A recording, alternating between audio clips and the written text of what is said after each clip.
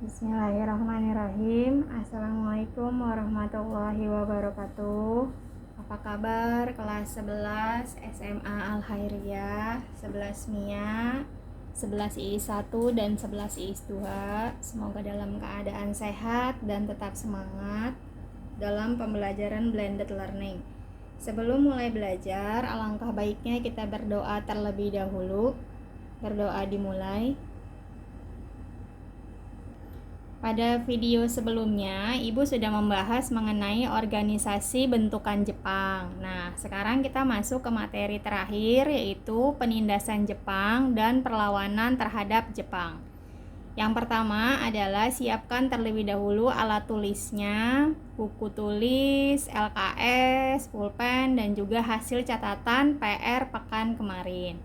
Hari ini kita akan membahas yaitu penindasan Jepang dan perlawanan terhadap Jepang. Yang pertama adalah ekonomi perang.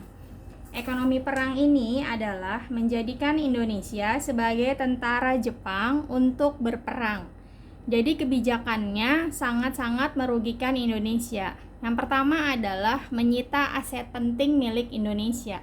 Yang kedua adalah self-sufficiency, semoga aja Ibu benar bacanya, yaitu adalah kebijakan yang menekankan bahwa harta rakyat untuk kepentingan perang.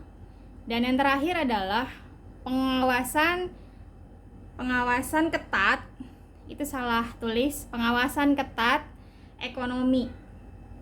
Jadi semua yang berbau tentang ekonomi, berbau tentang aset, dan juga mengenai kekayaan diambil alih oleh Jepang. Itu adalah ekonomi perang. Yang kedua, kita akan masuk ke soal nomor 1. Soal nomor 1 adalah sebutkan dampak ekonomi perang. Ibu ulang, soal nomor 1 yaitu sebutkan dampak ekonomi perang. Setelah itu, Jepang mengeluarkan Undang-Undang nomor 322 tahun 1942. Gunseikan langsung mengawasi perkebunan kopi, kina, karet, dan teh karena semua hal ini berfungsi dan bermanfaat untuk menyokong perang Jepang. Kita masuk yang kedua yaitu pengendalian pendidikan dan kebudayaan. Sebenarnya ketika masa penjajahan Belanda, Indonesia itu lebih sulit untuk sekolah. Di masa Jepang lebih dimudahkan untuk sekolah. Akan tetapi justru pada masa penjajahan Jepang jumlah sekolah itu dikurangi. Yang tadinya jumlah sekolah di Jepang itu yang tadinya jumlah sekolah lebih banyak malah menurun. Silakan sambil membuka LKS kita sama-sama membaca.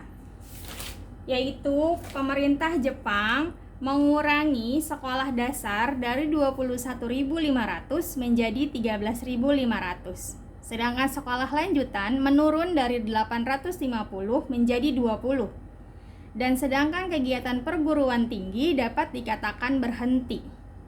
Jumlah murid sekolah dasar menurun 30% dan sekolah lanjutan menurun sampai 90%. Jadi jumlah sekolah pada masa pendudukan Jepang ini sangat-sangat dikurangi. Dan yang kedua adalah ada yang namanya kebijakan Kinrohoshi. Kinrohoshi ini adalah kebijakan kerja bakti untuk mengumpulkan bahan-bahan untuk perang. Nah, kita akan masuk ke soal nomor 2. Soal nomor 2 adalah sebutkan bahan atau barang yang dikumpulkan dalam Kinrohoshi. Ibu ulang, soal nomor 2 adalah sebutkan bahan atau barang yang dikumpulkan dalam Kinrohoshi. Nah, ketika dalam pembelajaran Jepang ini ada beberapa budaya yaitu Kimigayo, kemudian Hinomaru dan Seikei-rei. Hinomaru kan bendera Jepang. Seikei-rei ini adalah upacara kegiatan ketika matahari terbit, kita diwajibkan untuk membungkuk mengarah kepada matahari. Karena Kaisar Jepang dianggap sebagai titisan dewa matahari. Jadi kita diwajibkan untuk menyembah matahari. Nah, inilah nanti yang akan menjadi dasar pergolakan atau perlawanan bangsa Indonesia terhadap Jepang. Kita masuk ke nomor 3 yaitu Romusa. Romusa adalah buruh atau pekerja. Nah, pada awalnya Romusa ini adalah sukarela. Jadi yang mau aja, orang-orang yang tidak bersekolah, orang-orang yang mau untuk bekerja untuk Jepang karena berharap Jepang akan membangun Indonesia. Tapi karena setelah kebutuhan mendesak, lama-kelamaan Romusa ini menjadi paksaan dan akhirnya banyak perlakuan buruk yang diterima dan banyak Romusa yang meninggal. Dan yang terakhir adalah perlawanan terhadap Jepang. Kalau kamu buka di LKS, tugas kemarin ibu menyuruh kamu untuk merangkum dan membaca. Kenapa harus membaca dan merangkum dalam sejarah? Agar kamu paham ketika ibu membahas. Yuk, kita akan membahas. Sebenarnya ada banyak ya perang melawan Jepang ini. Yang pertama perang di Chot Playing Aceh, kemudian perlawanan di Tasikmalaya Jawa Barat, perlawanan perwira peta di Blitar, perlawanan rakyat Indramayu, dan yang terakhir adalah perlawanan rakyat Papua. Tapi ibu akan memfokuskan pada 2 perang melawan Jepang, yaitu perang di Aceh dan perang di Tasikmalaya. Kenapa? Karena perang di 2 wilayah ini terjadi karena budaya Seikere. Tadi yang ibu bilang pengendalian pendidikan dan kebudayaan, Seikere adalah diwajibkan bangsa Indonesia untuk menyembah arah matahari. Nah, di sini Aceh dan Tasikmalaya karena dominasi pesantren menolak dan berusaha melakukan perlawanan. Karena yang melawan adalah santri dengan kemampuan perang yang minim, maka akhirnya kalah. Seperti itu.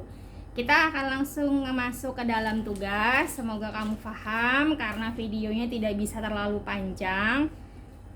Nanti kita akan lebih membahas lagi ketika kita bertemu. Tugas pekan ini adalah 1, yaitu mengerjakan soal yang tadi ibu sebutkan, soal nomor 1 dan 2. Kemudian soal LKS halaman 14.